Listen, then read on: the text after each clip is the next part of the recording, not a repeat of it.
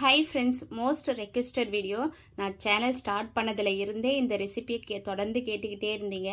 அவங்களுக்காக கண்டிப்பா இந்த வீடியோவை பார்க்குறீங்கன்னா உங்களுக்கு யூஸ்ஃபுல்லா இருக்குன்னா கண்டிப்பா லைக் பண்ணுங்க. யாருக்காவது தேவைப்படுதுன்னா ஷேர் பண்ணி விடுங்க. நான் என்ன ரேட்டுக்கு கொடுக்குறேன், எப்படி பேக் பண்ணுறேன், நான் ஏன் இந்த சில்வர் பிளேட்டை சூஸ் பண்ணுறது எல்லாத்தையுமே நான் வீடியோவில் தெளிவாக சொல்லியிருக்கேன். வீடியோ ஸ்கிப் பண்ணாமல் பாருங்கள். இப்போது ட்ரையான பவுல் எடுத்திருக்கேன். குட்டியாக ஒரு கிண்ணம் எடுத்துக்கோங்க. அதில் 1 டேபிள் ஸ்பூன் அளவுக்கு ட்ரை இன்ஸ்டன்ட் ஈஸ்ட் எடுத்திருக்கேன். இதை வந்து நம்ம ஆக்டிவேட் பண்ணணும்னு அவசியம் இல்லை. இப்போ பிகினர்ஸ்க்காக நான் இந்த மெத்தடை வந்து காட்டியிருக்கேன். எப்போவுமே நான் அப்படியே சேர்த்துப்பேன். ஏன்னா இது ஆக்டிவேட் ஆகலைன்னா நம்ம செய்கிற அந்த பீட்சா வந்து நல்லா சாஃப்டாக இருக்காது. அதே மாதிரி ரொம்ப வேஸ்ட்டு தான் நம்ம செய்யறது. அதனால இந்த ஸ்டெப்பை வந்து கண்டிப்பாக ஃபாலோ பண்ணிக்கோங்க. 1 டேபிள் ஸ்பூன் வந்து ட்ரை இன்ஸ்டன்ட் ஈஸ்ட் எடுத்துக்கிறேன். அதில் 1 கப் அளவுக்கு வார்ம் மில்க்கு, அதாவது வெது வெதுப்பாக இருக்கணும், சூடாலாம் இருக்கக்கூடாது. கையை வச்சு பார்க்கும்போது லைட்டு சூடாக இருக்கணும். அதில் சேர்த்துட்டு 2 டேபிள் ஸ்பூன் அளவுக்கு சுகர் சேர்த்துக்கலாம். சேர்த்துட்டு நல்லா மிக்ஸ் பண்ணி விட்டுடுங்க. அந்த சர்க்கரை கரையிற வரைக்கும் மிக்ஸ் பண்ணிவிட்டு ஒரு தட்டு போட்டு மூடிட்டு ஒரு பக்கம் எடுத்து வச்சுடுங்க. அதுக்குள்ளே வந்து நம்ம மைதா மாவு வந்து அளந்து எடுத்துக்கலாம். அது ஒரு 5 நிமிஷம் வந்து நம்ம மூடி போட்டு வச்சாவே போதும். அதுக்குள்ளே ஈஸ்ட் வந்து ஆக்டிவேட் ஆகிடும். அதுக்கப்புறம் வந்து நம்ம சேர்த்துக்கலாம். இப்போ பார்த்தீங்கன்னா இந்த மைதா மாவு வந்து நான் யூஸ் பண்ணுற மைதா மாவு நாகா மைதா மாவு. இதில் செய்யும் போது நல்லாவே வரும். நீங்கள் லூஸில் கிடைக்கிறத கூட யூஸ் பண்ணிக்கலாம். நான் யூஸ் பண்ணுற பொருட்களை தெளிவாக இந்த வீடியோவில் காட்டியிருக்கேன். எந்த டவுட் இருந்தாலும் கீழே கமெண்ட் பாக்ஸில் கூட கேளுங்க, சொல்கிறேன். இப்போ 4 கப் அளவுக்கு நான் மைதா மாவு எடுத்துக்கிறேன். அதில் 1 முட்டை சேர்த்துக்கிறேன். 1 முட்டை சேர்த்துட்டு இது கூட வந்து 1 டீஸ்பூன் அளவுக்கு ஆரிகானோ, 1 டீஸ்பூன் அளவுக்கு சில்லி ஃப்ளேக்ஸ், தேவையான அளவு உப்பு 1 டீஸ்பூன் அளவுக்கு தேவைப்படும். இதுக்கு நீங்கள் பார்த்துட்டு உங்களுக்கு எந்த அளவுக்கு தேவையோ அந்த அளவு போட்டுக்குங்க. இதெல்லாம் சேர்க்கும் போது நம்ம அந்த பேஸ் பீட்சா பேஸ் இருக்கு இல்லையா, அது சாப்பிடும் போது டேஸ்ட்டு சூப்பராக இருக்கும். ஒரு பிளெயினாக சாப்பிட்ற மாதிரியே இருக்காது. சைட்ஸ்லலாம் நம்ம சாப்பிடும் போது அது டேஸ்ட் வந்து சூப்பராக இருக்கும். நம்ம கடையிலலாம் ஆர்டர் பண்ணி பீட்சாலாம் சாப்பிட்டோம்னா குழந்தைங்க வந்து நடுவில் இருக்கிறத மட்டும் சாப்பிட்டு சைட்டில் இருக்கிறதெல்லாம் ஹார்டாக இருக்கும் தூக்கி போட்டுருவாங்க. அந்த மாதிரிலாம் இல்லாமல் இருக்கணும்னா நம்ம இந்த மாதிரி சேர்த்து செய்யும் போது நல்லா சாஃப்டாக இருக்கும், டேஸ்ட்டும் சூப்பராக இருக்கும். என்னோடய பீட்சா ரெசிபி பார்த்திங்கன்னா கஸ்டமருக்கு ரொம்ப ரொம்ப பிடிக்கும். தொடர்ந்து வந்து ஆர்டர் பண்ணிக்கிட்டே இருப்பாங்க. அந்த அளவுக்கு வந்து டேஸ்ட்டு சூப்பராக இருக்கும். இப்போ வந்து இது வந்து ஆக்டிவேட் ஆகிடுச்சு. இந்த மாதிரி பொங்கி வந்திருக்கணும். அப்போ தான் ஆக்டிவேட் ஆகிருக்குன்னு அர்த்தம். சப்போஸ் உங்களுக்கு ஃப்ரெஷ்ஷாக தான் ஈஸ்ட்டு வாங்குறீங்க, இந்த மாதிரி ஈஸ்ட்டு வாங்குறீங்கன்னா இந்த ஸ்டேஜில் அப்படியே சேர்த்துக்குங்க. சேர்த்துட்டு நம்ம வெது வெதுப்பான தண்ணீர் சேர்த்து நல்லா பிசைஞ்சு எடுத்துக்கோங்க. வார்ம் மில்க், ரொம்ப சூடாக இருக்கக்கூடாது, லைட்டாக வெது வெதுப்பாக இருக்கணும். அதை வந்து சேர்த்து பிசைஞ்சிங்கன்னா கரெக்டான பதத்துக்கு வந்துடும். இப்போ நீங்கள் ஈஸ்ட் ஆக்டிவேட் பண்ணி இந்த மாதிரி சேர்க்குறீங்கன்னா சுடு தண்ணி வந்து, அதாவது வார்ம் மில்க் வந்து தேவைப்படாது. பச்சை தண்ணியை ஊற்றி வந்து நல்லா பிசைஞ்சு எடுத்துக்கலாம்.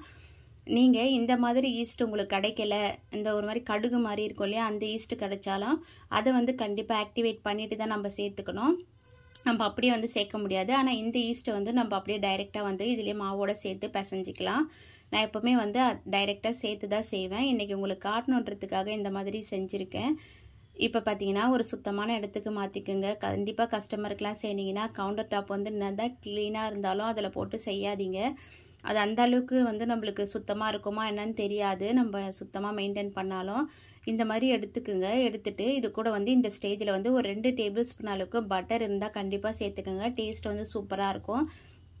இப்போதைக்கு என்கிட்ட பட்டர் இல்லைன்றதுனால நான் ஆயிலே வந்து சேர்த்துக்கிட்டேன்.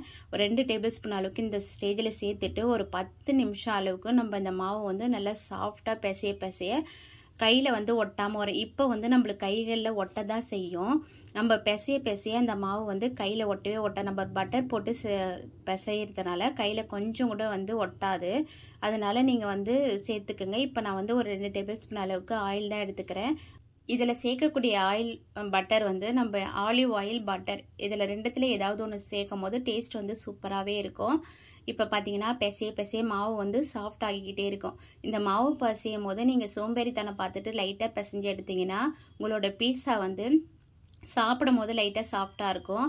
ஆறி போயிடுச்சுன்னா ரொம்ப ஹார்டாகிடும், அந்த பீட்சாவை சாப்பிடவே முடியாது. ஆனால் நீங்கள் இந்த மாதிரி ஒரு 10 நிமிஷம் நல்லா இந்த மாதிரி இழுத்து நல்லா சாஃப்டாக வர வரைக்கும் நீங்கள் பிசைஞ்சு எடுத்துட்டிங்கன்னா உங்கள் பீட்சா ஆறுனதுக்கப்புறம் கூட நீங்கள் எடுத்து சாப்பிடும்போது நல்லா பன்னு மாதிரி நல்லா சாஃப்டாகவே இருக்கும். அதனால் நல்லா பிசைஞ்சு எடுத்துக்கோங்க. இப்போ பார்த்தீங்கன்னா கைகளில் கொஞ்சம் கூட ஒட்டலை. பிசைய கைகளில் கொஞ்சம் கூட ஒட்டாது. இந்த மாதிரி வர வரைக்கும் கண்டிப்பாக பிசைஞ்சு எடுத்துக்கோங்க. இப்போ ஒரு ரவுண்ட் ஷேப் பால் பண்ணிவிட்டு நம்ம எந்த பாத்திரத்தில் வந்து ஆக்டிவேட் பண்ண போகிறோமோ அதில் வந்து எடுத்து லைட்டாக ஆயில் அப்ளை பண்ணிக்கோங்க. அப்போ தான் நம்ம மாவை எடுக்கும் போது ஒட்டாமல் வரும். லைட்டாக எண்ணெய் தடவிட்டு வச்சுட்டு ஒரு மூடி போட்டுடுறேன். நான் மூடி போட்டுட்டு இந்த மாவை வந்து நான் ஓவனில் எடுத்துன்னு போயிட்டு அப்படியே நான் வச்சிடுறேன். ஓவன் வந்து ஆன் பண்ணிட்டுலாம் வைக்கக்கூடாது, ஓவன் ஆஃபில் தான் இருக்கணும். அதை அப்படியே எடுத்துன்னு போயிட்டு ஓவனில் வந்து 1.5 மணி நேரம் நான் வச்சிடுறேன். 1.5 மணி நேரம் மாவு வந்து ஊறி வந்ததுனாவே போதும், நல்லா பொங்கி வந்துடும். அதுக்குள்ளே வந்து நம்ம பன்னீரை மேரினேட் பண்ணி வச்சுக்கலாம். இப்போ இதில் 1 டீஸ்பூன் அளவுக்கு இஞ்சி பூண்டு பேஸ்ட்டு, 1 டீஸ்பூன் அளவுக்கு தயிர், ரொம்ப சேர்க்காதீங்க, ஒரு 1/2 டீஸ்பூன்லேருந்து 1 டீஸ்பூன் தயிர் சேர்த்துக்கோங்க. தந்தூரி மசாலா வந்து 1 டீஸ்பூன், கொஞ்சமாக வந்து தனி மிளகாய் தூள் சேர்த்து நல்லா பிசைஞ்சு ஒரு 1/2 மணி நேரம் அப்படியே வச்சுட்டு அதுக்கப்புறம் பட்டர் இல்லை ஆயிலில் வந்து லைட்டாக டோஸ்ட் பண்ணி எடுத்துக்கோங்க. ரொம்ப ஃப்ரை ஆகணும்னு அவசியம் இல்லை. இந்த மாதிரி டோஸ்ட் ஆகி வந்ததுக்கப்புறம் அடுப்பு ஆஃப் பண்ணிவிட்டு நல்லா ஆற வச்சு எடுத்துக்கலாம். அதுக்குள்ளே மாவு வந்து 1.5 மணி நேரத்தில் பார்த்திங்கன்னா இந்த மாதிரி சூப்பராக இருக்கும். நம்ம கைகளை வச்சு எடுத்து பார்க்கும்போது ரொம்ப சாஃப்டாக பூ போல் இருக்கும். அந்த மாதிரி தான் வந்து எவ்வளோ அளவுக்கு பொங்கி வந்திருக்கு பாருங்கள். இதில் வந்து 6 மீடியம் சைஸ் பீட்சா வந்து செய்யலாம். நீங்கள் வந்து 2 லார்ஜ் பீஸாவும் 2 மீடியம் சைஸ் பீட்சாவும் இதில் வந்து செய்யலாம். இப்போ வந்து நான் மீடியம் சைஸ் பீட்சா 8 இன்ச்சு பிளேட்டில் வந்து நான் இப்போ வந்து செய்ய போகிறேன். 5 வந்து 8 இன்ச்சு பீட்சாக்கும் கொஞ்சம் சின்னமாகவும் வந்து நான் வீட்டுக்கு செய்யறதுக்கு எடுத்துக்கிறேன். இப்போ பார்த்தீங்கன்னா நான் எப்போவும் செய்கிற மாதிரி ஒரே அளவுகளில் எனக்கு வந்து எக்ஸ்பீரியன்ஸ் இருக்கிறதுனால நான் அப்படியே வந்து எடுத்துக்கிட்டேன். சப்போஸ் நீங்கள் மாவு வந்து மொத்தமாக வெயிட் போட்டுட்டு அது 6ஆக பிரித்து கூட நீங்கள் எடுத்துக்கலாம். இப்போ வந்து இதை வந்து இந்த மாதிரி ரோல் பண்ணி எடுத்து வச்சுக்கலாம். மாவு வந்து எடுக்கும் போது ரொம்ப சாஃப்டாக இருக்கும், தொட்டு பார்க்கவே ஆசையாக இருக்கும். அந்த அளவுக்கு வந்து நம்ம சாஃப்டாக பிசையணும். அப்போ தான் பீட்சாவோட டேஸ்ட்டும் சரி அதோட டெக்ஸ்சரும் சரி சூப்பராக வரும். இதில் வந்து நான் கிளியராக எல்லாருக்கும் புரிகிற மாதிரி சொல்லியிருக்கேன். இதையும் மீறி உங்களுக்கு ஏதாவது டவுட் இருந்தால் கீழே கமெண்ட் பாக்ஸில் கேளுங்க. ஏன்னா நான் டீட்டெயிலாக சொல்லியிருக்கேன் வீடியோவில் கூட, அதே கொஸ்டினை வந்து கமெண்ட் பாக்ஸில் கேட்குறீங்க. அதெல்லாம் பார்க்கும்போது ரொம்ப கஷ்டமாக தான் இருக்குது. ஏன்னா நான் டீட்டெயிலாக சொல்லியும் நீங்கள் வீடியோ வந்து இன்ட்ரெஸ்ட் இல்லை போல் இருக்குது உங்களுக்கு பார்க்குறதுக்கு. நீங்கள் டைம் பாஸ்க்காக பார்க்குறீங்கன்னா கண்டிப்பாக ஸ்கிப் பண்ணி கூட பார்க்கலாம். இதை நீங்கள் வீட்டில் ட்ரை பண்ணணும், இல்லை இது ஒரு பிஸ்னஸாக ஸ்டார்ட் பண்ண போகிறீங்கன்னா ஸ்கிப் பண்ணாமல் தயவு செஞ்சு பாருங்கள். அப்போ தான் வந்து உங்களுக்கு ஈஸியாக புரியும். இப்போ இந்த மாதிரி ஒரு சில்வர் பிளேட் வந்து நல்லா வெயிட்டாக இருக்கணும், வெயிட்லெஸ்ஸாக இருக்கக்கூடாது. அதில் வந்து ஆயில் அப்ளை பண்ணிவிட்டு லைட்டாக வந்து மைதா மாவு வந்து தூவி விட்டுக்குங்க. தூவி விட்டுட்டு உங்களுக்கு நீங்கள் ஷேப் பண்ணி வச்சுருக்கீங்க இல்லையா, அதில் ஒரு உருண்டை எடுத்து நல்லா தேய்ச்சி எடுத்துக்குங்க. ரொம்ப திக்காக தேய்க்காதீங்க, ஏன்னா இது வந்து நல்லா பொங்கி வரும். இதை நம்ம ஒரு 1/2 மணி நேரத்துக்கு அப்படியே வந்து நம்ம வைக்க போகிறோம்.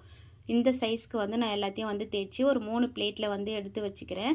எடுத்து வச்சதுக்கப்புறம் இதில் வந்து நம்ம குட்டி குட்டி ஹோல்ஸ் போடணும். அப்படி போடாமல் விட்டுட்டோம்னா ரொம்ப பன்னு மாதிரி குண்டாக வந்துடும். அப்போ வந்து சாப்பிட அந்த அளவுக்கு நல்லா இருக்காது. அதனால் ஃபோர்க் வச்சு இந்த மாதிரி குட்டி குட்டி ஓட்டை வந்து போட்டுக்கோங்க. அப்படி இல்லை இந்த மாதிரி ஸ்டிக் இருந்ததுன்னா குட்டி குட்டியாக வந்து ஓட்டை போட்டு வச்சுக்கோங்க. இந்த அளவுக்கு போட்டால் போதும். போட்டுட்டு இதை அப்படியே வந்து ஒரு மூடி போட்டு ஒரு 1/2 மணி நேரம் அப்படியே வச்சுடுங்க. அப்போ தான் நல்லா பொங்கி வரும், சாப்பிட நல்லா பஞ்சு மாதிரி சூப்பராக இருக்கும். அதுக்குள்ளே வெஜிடபிள்ஸ்லாம் வந்து கட் பண்ணி வச்சுக்கலாம். சாஸ் வந்து நான் 2 வகையான சாஸ் வந்து இதுக்கு செஞ்சுக்கிறேன். Mozzarella cheese, cedar cheese. நான் யூஸ் பண்ணுறது மில்கி மிஸ்டோட பிராண்டு. ரொம்ப டேஸ்ட்டாகவே இருக்கும். உங்களுக்கு எது கிடைக்குதோ அதை வந்து யூஸ் பண்ணிக்கலாம். அமுல் சீஸ் கூட யூஸ் பண்ணிக்கலாம். இந்த 2 வகையான சீஸ் யூஸ் பண்ணும் போது டேஸ்ட்டும் சூப்பராக இருக்கும். அதே மாதிரி பீட்சா சாப்பிடும் போது ரொம்ப ஹார்டாக இல்லாமல் மேல் லேயர் வந்து ஹார்டாக இல்லாமல் நல்லாவே இருக்கும். இப்போ இது கூட வந்து நம்ம ரெடி பண்ணி வச்சுருக்க சாஸ் வந்து அப்ளை பண்ணிக்கலாம். நான் சாஸ் வந்து எப்படி ரெடி பண்ணணுன்றது இந்த வீடியோவில் சொல்லலை, இதுக்கு தனியாக வந்து வீடியோ போடுறேன். ஏன்னா இதுவே பெரிய வீடியோவாக போயிடுச்சு. இப்போ பார்த்தீங்கன்னா லைட்டாக வந்து கீழே மொசரெல்லா சீஸ் வந்து நம்ம போட்டுக்கலாம். அப்போ தான் வந்து வெஜிடபிள்ஸ்லாம் உதிர்ந்து வராமல் இருக்கும். அதுக்கு மேலே நம்மளுக்கு தேவையான டாப்பிங்ஸ் எல்லாம் உங்களோட விருப்பம்தான். என்னோட பீட்சாவில் வந்து இது மாதிரி வெங்காயம், தக்காளி, கொடமிளகாலாம் நான் குட்டி குட்டியாக தான் கட் பண்ணி போடுவேன். ஏன்னு கேட்டிங்கன்னா அப்போ தான் குழந்தைங்க வந்து எடுத்து வைக்க மாட்டாங்க. பெருசாக நம்ம கட் பண்ணி போட்டோம்னா கடித்து சாப்பிடும் போதே கீழே வெஜிடபிள்ஸ் விழுந்ததுன்னா எடுத்து வச்சுடுவாங்க. அதனால் வந்து நான் குட்டி குட்டியாக தான் கட் பண்ணி போடுவேன். போட்டுட்டு மேலே வந்து மொசரெல்லா சீஸ் ஃபஸ்ட்டு போட்டுருங்க. நல்லா தாராளமாகவே மொசரெல்லா சீஸ் போட்டுட்டு அதுக்கு மேலே வந்து செடார் சீஸ் வந்து போட்டிங்கன்னா நல்லா வந்து பேக் ஆகி வரும்போது நல்லா வாசனையாக நல்லா நம்ம இழுத்தா அந்த இழுக்கிற பதம் வந்து அந்த செடார் சீஸ்க்கு தான் கிடைக்கும். அதுவும் இல்லாமல் டேஸ்ட்டும் சூப்பராக இருக்கும். அதுக்கு மேலே வந்து நம்ம ஃப்ரை பண்ணி வச்சுருக்க பன்னீர், சிக்கன் எது வேணாலும் சேர்த்துக்கலாம். சேர்த்துட்டு சைடில் வந்து நீங்கள் மில்க் இருந்தால் மில்க்கு வந்து சைடில் அப்ளை பண்ணி விட்டிங்கன்னா சைடில் நல்லா ப்ரௌனாக வரும். அப்படி இல்லைன்னா ஆயில் கூட அப்ளை பண்ணிக்கலாம். அது ரெண்டுத்தில் எது வேணாலும் அப்ளை பண்ணிக்கலாம். இப்போ இதுக்கு டாப்பிங்ஸாக வந்து பீட்சா சீசனிங் கடையில் இருக்கும், அது போட்டுக்கலாம். அப்படி இல்லைன்னா நீங்கள் ஆரிகனோ சில்லி ஃப்ளேக்ஸ் இது ரெண்டும் கூட தனித்தனியாக போட்டுக்கலாம். இப்போ நான் இது மூணுத்தையுமே தான் போட்டிருக்கேன், அப்போ தான் டேஸ்ட் வந்து சூப்பராக இருக்கும். Pizza seasoning, oregano, chilli flakes மூணுத்தையும் வந்து நான் போட்டுட்டு ஃபஸ்ட்டு 2 வந்து பேக் பண்ண வச்சுட்டேன். இதில் வந்து கார்லிக் வந்து இந்த சாஸில் வந்து கொஞ்சம் அதிகமாக துருவி போட்டுருக்கேன். உங்களுக்கு பார்க்கும் போதே தெரியும், இது வந்து வேறு டேஸ்ட்லேயும் அது வேறு டேஸ்ட்லேயும் இருக்கும். நம்மளுக்கு எந்த அளவுக்கு வெஜிடபிள்ஸ் தேவையோ அந்த அளவுக்கு சேர்த்துக்கோங்க. உங்கள் குட்டீஸ்லாம் வெஜிடபிள்ஸ் சாப்பிட மாட்டாங்கன்னா இதில் தாராளமாக சேர்த்துக்கோங்க. சேர்த்துட்டு லைட்டாக ப்ரெஸ் பண்ணி விட்டுட்டு மேலே வந்து எப்பவும் போல் மொசரலா சீஸ், செடார் சீஸ், அப்புறம் சீசனிங்லாம் போட்டுக்கோங்க. போட்டுட்டு மேலே வந்து ஆலிவ்ஸ் இருக்கும் இல்லையா, அதை எடுத்து வச்சுருங்க. நான் இதில் வீடியோவில் மறந்துட்டேன் வைக்கவே, அடுத்த 2 பீட்சாவில் தான் வச்சுருந்தேன். பார்க்கும் போதே தெரியும், பார்த்ததுமே வந்து சாப்பிட்ணுன்னு தோணும்.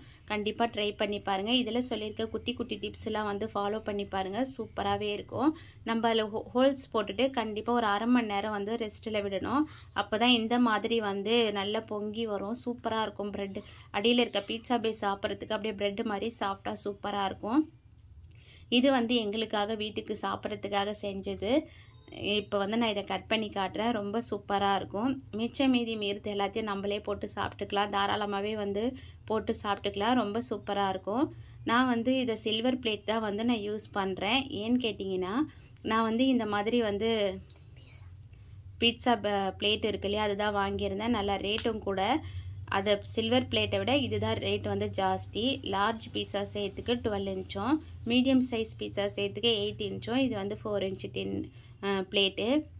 இது பார்த்திங்கன்னா நம்ம யூஸ் பண்ண லைட்டாக தண்ணி பட்டுதுன்னா கூட இந்த மாதிரி துரு பிடிக்க ஆரம்பிச்சிடுது. இதில் வந்து நம்ம பேக் பண்ணி கொடுக்கக்கூடாது, உடம்புக்கு வந்து அவ்வளோ கெடுதல். அதனால் வந்து நான் இதை அவாய்ட் பண்ணிவிட்டேன். இதில் வந்து நான் பேக் பண்ணுறதே கிடையாது, வேஸ்ட்டாக தான் இருக்குது. நான் யூஸ் பண்ணுற பாக்ஸ் பார்த்திங்கன்னா இதுதான். நான் அந்த மீடியம் சைஸ் பீட்சா வந்து 300 கொடுக்குறேன். இது வந்து ஒர்த்தா இல்லையா நீங்களே சொல்லுங்கள். ஏன்னா எனக்கு பிடிச்ச ரேட்டில் நான் கொடுக்குறேன். நீங்கள் என்ன ரேட்டுக்கு சேல் பண்ணுறீங்கன்னு கீழே கமெண்ட் பாக்ஸில் ஷேர் பண்ணுங்கள். Bye friends.